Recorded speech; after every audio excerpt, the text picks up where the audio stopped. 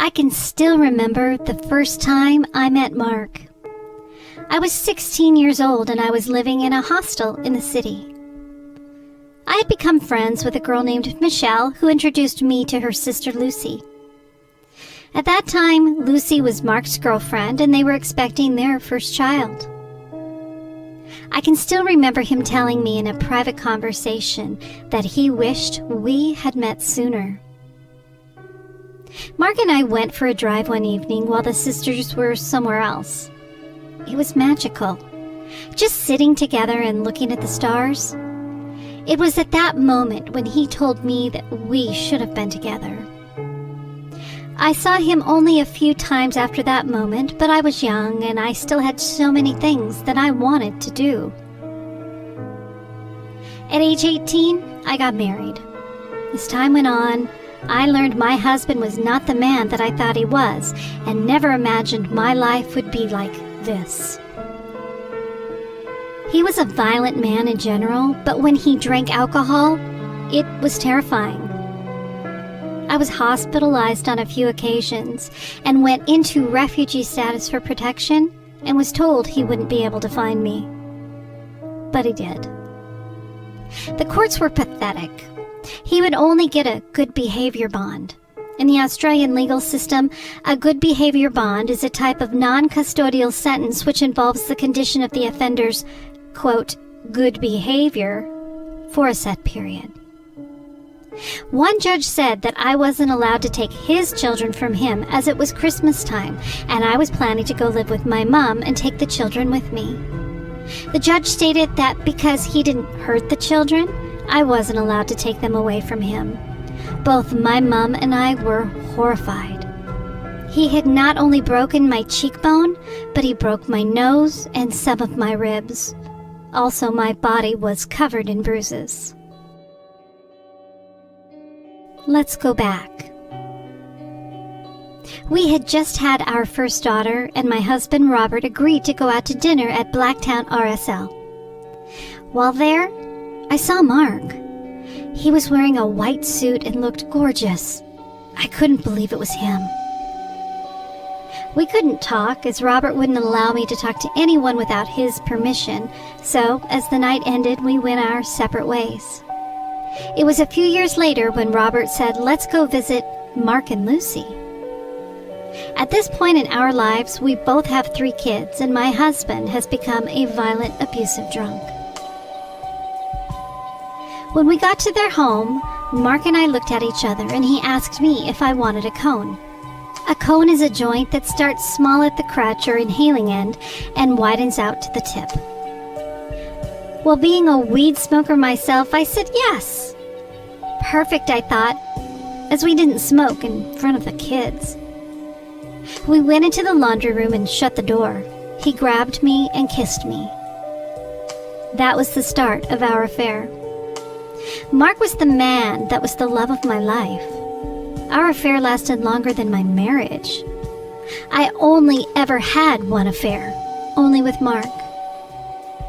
However, my husband would accuse me of sleeping with any male that came to visit. He would say degrading things to family members about me. He would tell me things such as I'm fat and ugly, and that I don't know how to be a good mom, and no one would ever want me. At that time, my husband and I were living in Rudy Hill, but we had to move at the end of the lease. I was determined to live closer to Mark. I knew it would be so much easier to see him. I found a house literally just around the corner. And at this point, Robert was becoming more violent as he had started drinking. Every chance we could get to be alone, we took advantage of it. I was in love with Mark. I would do anything to get time to be alone with him.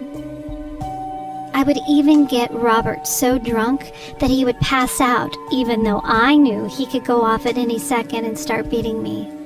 But when Mark was there, he never once hit me. I was so unhappy in my marriage. I only wanted to be with Mark. But back then, I thought I couldn't make it on my own, so I just kept trying to get any time I could with him. One night, Robert went on a rampage. He hurt me badly, and he tried to run me over and kill me. We were moved out to the country for my own safety, not that it mattered.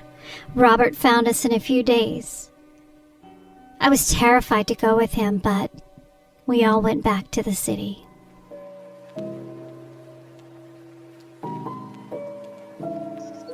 Mark, he would call me every morning on his way to work to tell me I was beautiful and that he loved me. At this time, Robert was working the night shift, so we had so much time to be together. I was happy. I had the man of my dreams. About 6 years later, I became pregnant. I knew it was Mark's baby.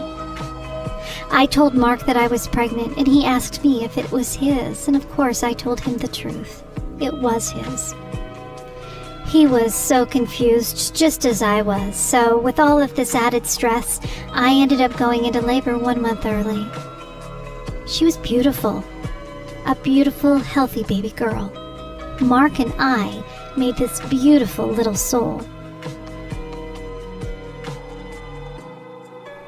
Our affair continued with stolen kisses and nights together. I would always tell him that I never wanted this to end. Well, Robert decided he would buy a house out in the bush. I was devastated. It was in the New South Wales countryside in Australia's little town called Withali, which is about 110 kilometers or 68 miles from the nearest big town, Griffith, New South Wales. How would I ever get to see him living 6 hours away? Well, it came time to tell Mark that I was leaving. The following night, he begged me to stay, but I had to leave. I had no choice. Over the next 10 years, the phone calls never stopped. I still wanted him, and I never stopped loving him. Eventually, we moved back to Sydney, and Mark called me to tell me that he had left Lucy and asked if I would like to see him after all these years. Hell yes, I did, and I was so excited. It was like we had never been apart. I was happy and had decided it was time to leave Robert, so I did. We kept our relationship quiet, but after being hidden for so long, we couldn't keep back and we told everyone. We felt as though we were in heaven. I had it all. The man of my dreams, the love of my life, and I was so happy. We were never apart for the next 4 years of our life, and it felt magical. He loved me so much. He showed me how life was supposed to be. He showed me that I could wear nice clothes, get my hair and nails done, things that I was never allowed to do with Robert. We spent weekends away, either camping or in motels. We would even spend weekends at his parents' house. I loved his mom and dad. Mark and I were truly in love.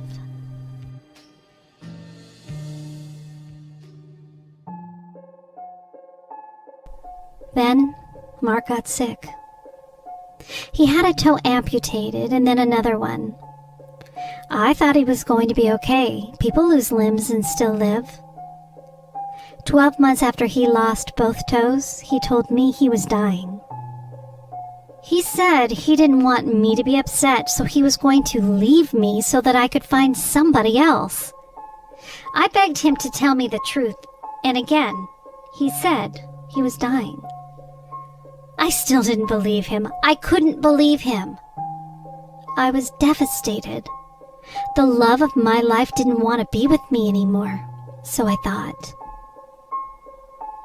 Even though we weren't officially together, Mark would still call me every day just to see how I was doing.